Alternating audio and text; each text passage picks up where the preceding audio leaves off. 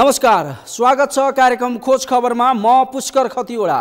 समाजमा भएका हरेक घटनामा हाम्रो नजर, जनताको सूचना पाउने अधिकारको सम्मान हाम्रो अभियान। त्यसैले समुन्नत र समृद्धशाली समाजको यात्रा खोज खबरको अन्तिम अभिष्ट नै गन्तव्य हो। नेपाली पक्षलाई औपचारिक जानकारी नदिई भारतले दार्चुला सदरमुकाम पारी महाकाली किनारमा 5 किलोमिटर लामो तटबन्ध बनाइरहेको छ। 9 मिटर उचाइ 7 मिटर चौडाइको यो संरचनाबारे दार्चुला प्रशासनले चासो राखे पनि भारतीय पक्षले जानकारी दिएको छैन। यसैबीच खलङ्गा स्थित महाकाली नदीको बहाव भारतीय पक्षले नेपालतर्फ फर्काएपछि स्थानीय बीच ढुङ्गा हानाहान भएको छ। नेपाली प्रशासनसँग समन्वय नै नगरेर भारतले एकतर्फी तरिकाले महाकालीमा स्काभेटर चलाएर बहाव परिवर्तन गरेपछि दुवै देशका नागरिकहरूबीच ढुङ्गा हानाहान भएको हो। आखिर महाकाली नदीको धार परिवर्तनमा भारतीय पक्षले के गर्यो, के छ त्यसको वास्तविकता, हेरौँ यो रिपोर्ट। महाकालीमा एकपक्षीय तटबन्ध बनाउँदै भारत।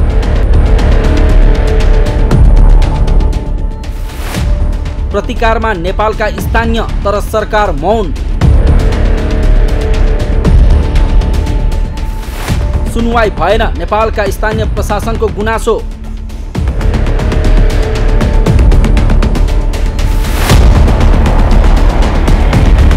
दार्चुलाको सदरमुकाम खलङ्गा स्थित महाकाली नदी क्षेत्रमा भारतको ज्याजती बढेको छ। भारतीय पक्षले नेपालको क्षेत्रमा पर्ने महाकाली नदीमा समेत स्काभेटर चलाएको छ। तटबन्ध निर्माण कार्य गरिरहेको भन्दै भारतीय पक्षले नेपाली नदी क्षेत्रमा स्काभेटर चलाएको हो।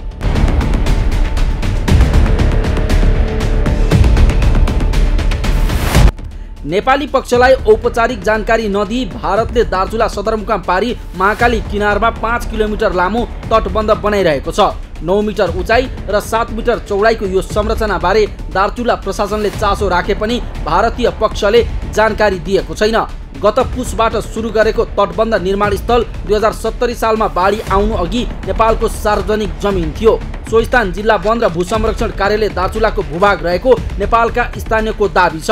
गत वर्ष भौरा बगर पारीपट्टि पनि भारतले बाँध निर्माण गरेको थियो।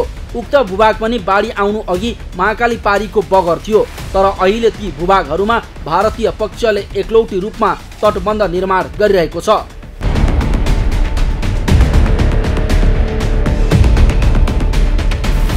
दार्चुला जिल्लाको महाकाली नगरपालिका 4 स्थित लास्कु खोला नजिकै भारतीय पक्षले स्काभेटर लगाएर महाकालीको बहाव नेपाल फर्काउन खोज्दा गत मङ्गलबार नेपालका स्थानीय र भारतीय पक्षबीच ढुङ्गा हानाहान भएको थियो।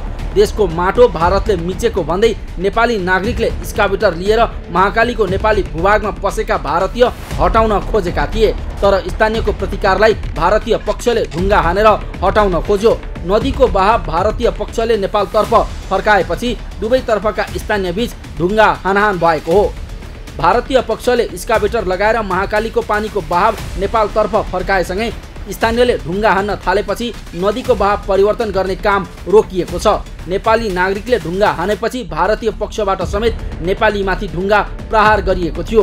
लास्कु खोला नजिकै भारततर्फ नदी बगिरहेको र उक्त नदीको धारलाई स्काभेटर लगाएर नेपालतिर लगाउन खोज्दा बङ्गा बगरका स्थानीयले ढुङ्गा प्रहार गरी प्रतिकार गरिरहेको भए पनि नेपाल सरकारले भने यसतर्फ ध्यान नदिएको स्थानीयको गुनासो छ।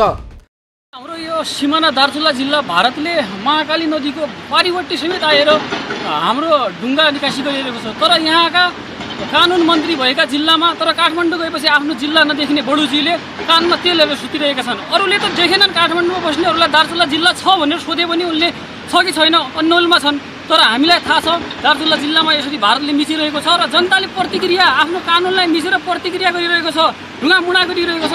तर प्रशासन, कानुन मन्त्रालय अनि सुतिरहेको छ। कुनै भेदभाव छ दार्चुलाप्रति।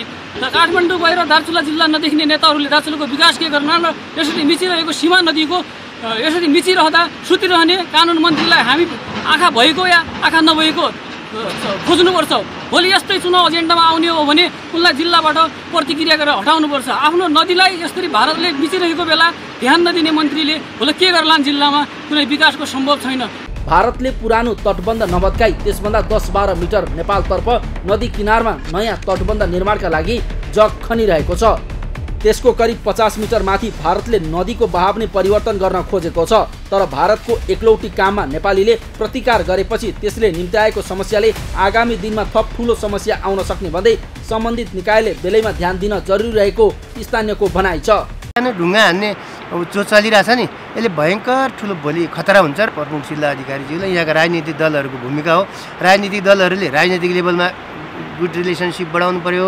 प्रहरीले जनपदको माध्यमबाट, एपिएफले एपिएफको माध्यमबाट र प्रशासनले प्रशासनको माध्यमबाट भारतसित डायलगहरू चाहिँ गरिरहनुपर्छ र उनीहरूसित सम्पर्क, समन्वय र कोअर्डिनेसन गर्यो भने अहिले चाहिँ यो समस्या समाधान गर्न सकिन्छ। यति ठुलो झिल्को पुगिसकेको छैन, तर आक्रोश नेपाली जनताहरूमा छ र म चाहिँ त्यति भन्छु कि हाम्रा यहाँका प्रशासकहरू र जो यहाँको यो जिल्लाको जिम्मेवारी लिएर, यहाँको प्रशासनिक सुरक्षा राजनीतिक रूपमा जो जिम्मा लिएर जसलाई जति अवधिको लागि ठेकेदारको रूपमा राखेको छ नि नेपाल सरकारले, उसले तनाक हुनुपर्छ र हाम्रो केन्द्र सरकार पनि तनाक हुनुपर्छ है। फेरि हाम्रो त सानो देश छ नि, प्रधानमन्त्री, परराष्ट्र मन्त्री, गृहमन्त्री यिनीहरूले चाहिँ नि डाइलेक्ट गरिनुपर्छ। त्यो मन्त्रालयहरूले पनि गर्नुपर्छ। समस्याको समाधान हुन्छ। हुँदैन भने फेरि भोलिको दिनमा यो चाहिँ बहुत लफडा हुनेवाला छ। स्थानीय प्रशासनसँग समन्वय नगरी भारतले एकतर्फी रूपमा महाकालीमा स्काभेटर चलाएर नदीको बहाव परिवर्तन गरिरहेकाले भारत सरकारलाई त्यसो नगर्न पटक पटक आग्रह गरिएको दार्चुलाका प्रमुख जिल्ला अधिकारी दीर्घराज उपाध्यायले बताए। तर भारतीय पक्षले त्यसप्रति चासो नदेखाएपछि नेपाल सरकारलाई समेत जानकारी गराइएको उनले बताए। अब हाम्रो कन्सर्न भनेको त्यो निर्माण गर्दाखेरि चाहिँ महाकाली नदीको बहाव परिवर्तन हुने गरी गर्न हुँदैन र नेपालतर्फ कुनै पनि क्षति भविष्यमा हुने गरी गर्नु हुँदैन भन्ने नै हाम्रो कन्सर्न हो खासमा। त्यही भए हुनाले हामीले लगत्तै उहाँहरूसँग समन्वय गर्ने प्रयास पनि गऱ्यौँ, तर समन्वय हुन सकेन। त्यसपछि हामीले कस्तो खालको संरचना निर्माण हुँदैछ, त्यसले असर पार्छ कि पार्दैन भन्ने विषयमा लिखित पत्र पनि हामीले पठायौँ हाम्रो समकक्षी प्रशासनलाई। तर त्यसको पनि जवाब नआइसकेपछि अनि हामीले भर्चुअलै बैठक राख्यौँ। त्यस बैठकमा चाहिँ हामी कुनै पनि हालतमा नदीको बहाव परिवर्तन हुने गरी र नेपाललाई क्षति हुने गरी संरचना बनाउँदैनौँ भन्ने खालको आश्वासन पाएका थियौँ हामीले। अहिले फेरि पनि निर्माण कार्य त्यहाँ सुचारू नै छ, उहाँहरू गरिरहनु भएको छ। उहाँहरूले त्यो आश्वासन दिनुभए पनि अब त्यो बन्ने संरचना कस्तो खालको हो, कुन डिजाइनको हो भन्ने विषयमा यकिन नभएसम्म उहाँहरूले भन्नुभएको विषयमा अहिले नै सम्पूर्ण रूपमा यकिन गर्न सकिने अवस्था चाहिँ छैन। भारतले तटबन्ध निर्माणका लागि नेपाली भूभागबाट ढुङ्गा उत्खनन गरिरहेको ठाउँमा समेत नदीमा पानीको बहाव बढी भएको बेला धार नेपालतर्फ आउने सम्भावना बढेको छ। त्यसैले नदीको बहाव परिवर्तन नगरिकनै भारतले तटबन्ध बनाउनु पर्ने स्थानीयको माग छ। नेपालतर्फ आइरहेको स्काभेटर अहिले भारतीय पक्षले आफ्नो ठाउँमा लगिसकेको छ। यसै क्रममा दुवै देशतिर सुरक्षाकर्मी आएर स्थानीयलाई अब काम रोकिएको जानकारी दिएका छन्। साथै प्रशासनसँग समन्वय गरेर मात्रै काम गर्नुपर्ने शर्तमा काम रोकिएको छ। खोज खबरका लागि दार्चुलाबाट रमेश खत्रीको रिपोर्ट। हो, महाकाली नदीको बहाव दार्चुला सदरमुकाम खलङ्गातिर धकेलिने गरी भारतले स्काभेटर चलाएपछि दुई देशका नागरिक बीच ढुङ्गा हानाहान भएको छ। नेपाली प्रशासनसँग समन्वय नगरी संरचना निर्माण गरेको भारतले तटबन्ध निर्माणमा नेपाली भूभागबाट ढुङ्गा उत्खनन गरेपछि नेपाली नागरिक आक्रोशित बनेका हुन्। जबकि तटबन्ध निर्माण स्थल 2070 सालमा बाढी आउनु अघि नेपालको सार्वजनिक जमिन थियो। सो स्थान जिल्ला वन र भू संरक्षण कार्यालय दार्चुलाको भूभाग रहेको स्थानीयको भनाइ छ। तर अहिले भारतीय पक्षले एकलौटी रूपमा तटबन्ध निर्माण गरिरहेको छ। तसर्थ यसतर्फ सरकारको चासो जाओस्। कार्यक्रममा एकैछिन ब्रेकपछि देशभर झ्याप्प बिजुली जाने सम्बन्धी प्रसङ्ग लिएर उपस्थित हुनेछौँ। हेर्दै गर्नुहोला।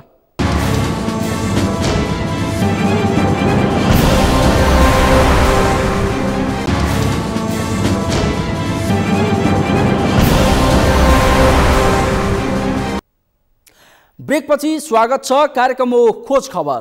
अहिले देशका अधिकांश स्थानमा झ्याप्प बिजुली जाने समस्या छ।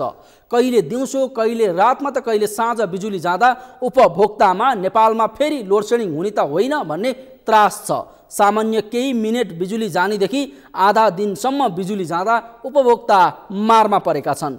यो समस्या एक पटक वा दुई पटक मात्र होइन, पटक पटक देखिएको छ। आखिर किन बारम्बार गइरहन्छ बिजुली अनि किन समाधान भएन झ्याप्प झ्याप्प बिजुली जाने समस्या? के छ त्यसको वास्तविकता? हेरौँ यो रिपोर्ट। देशभर बारम्बार बिजुली काटिने समस्या बढ्यो।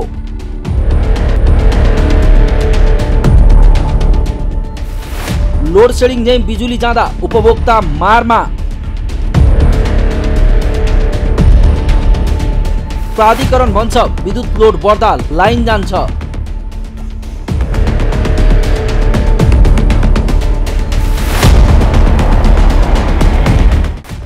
विद्युतका समस्या आए सबैले कुलमान सम्झिन्छन्। 18 घण्टे लोड सेडिङ हटाएर देशलाई अन्धकारबाट बचाउन उनको ठूलो योगदान छ। बिजुली र कुलमान एक अर्काका परिपूरक जस्तै बनेका छन्। अहिले कुलमान नै नेपाल विद्युत प्राधिकरणको नेतृत्वमा छन्, तर देशभर अहिले झ्याप्प झ्याप्प बत्ती जाने क्रम भने बढेको छ। यस्तोमा मानिसको आशा कुलमान प्रति हुनु स्वाभाविक हो। आजकल कहिले दिउँसो कहिले रातमा त कहिले साँझमा बत्ती जाने गरेको छ। यसले उपभोक्ताहरू मारमा परेको गुनासो गर्छन्। लोड सेडिङले गर्दाखेरि बच्चाहरूलाई पढ्न समस्या हुन्छ। अब किचनमा यसो खाना बनाउन लायो भने राइस कुकर पनि हुन्छ। बत्तीको समस्या त गयो भने त धेरै हुन्छ। त्यही भएर अब यो लोड सेडिङ नभइदिए त राम्रो हुन्थ्यो। अब यो सरकारकै कमजोरी होला नि त लोड सेडिङको। अब सरकारले अगर अलि राम्ररी गरिदिए त धेरै राम्रो हुन्थ्यो लोड सेडिङको लागि। किन बत्ती गइरहेछ? अब यो समस्या त सरकारले बुझिदिनु पर्ने हो जनताको। हामी बच्चाहरूलाई कति समस्या हुन्छ, हामीलाई कति समस्या हुन्छ भने थियो। लोड सेडिङ जाँदैन भन्ने कुरा भयो थियो पोहोर त, त्यही पनि लोड सेडिङ गइरहेछ यसपालि पनि। नजानुपर्ने यो त मन्त्रीहरूको कमजोरी हो नि। मन्त्रीको भयो, सरकारको भयो, तिनीहरूको कमी कमजोरी अब हेरिदिनु पर्यो। जनताको दुःख कष्ट बुझिदिनु पर्यो। अनलाइन क्लास गर्दा गर्दै बिचमा बत्ती गएको कारणले हाम्रो क्लासको पढाइहरू डिस्टर्ब हुँदैछ होइन। त्यसको कारणले लोड सेडिङ नभइदिएको भए पनि हुन्थ्यो। नेपाल विद्युत प्राधिकरणका अनुसार देशैभरको विद्युत क्षमता 2025 मेगावाट छ। तर यस वर्षको जाडोयाममा देशभरको बिजुली माग क्षमता 250 मेगावाटले बढेको छ।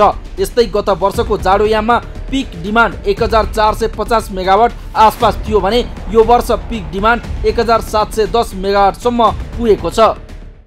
अहिले देशभर उपभोक्ताले बिजुली आउने जाने समस्या भोगिरहेका छन्। अहिले पनि कहिले छिनभर त कहिले आधा दिनसम्म पनि बिजुली जाने गरेको छ। यो समस्या पूर्वको झापा, मोरङ, मध्य प्रदेशका केही जिल्ला, बागमती प्रदेशको काठमाडौँ उपत्यका सहित पश्चिमका केही प्रदेशहरूमा समेत रहेको छ।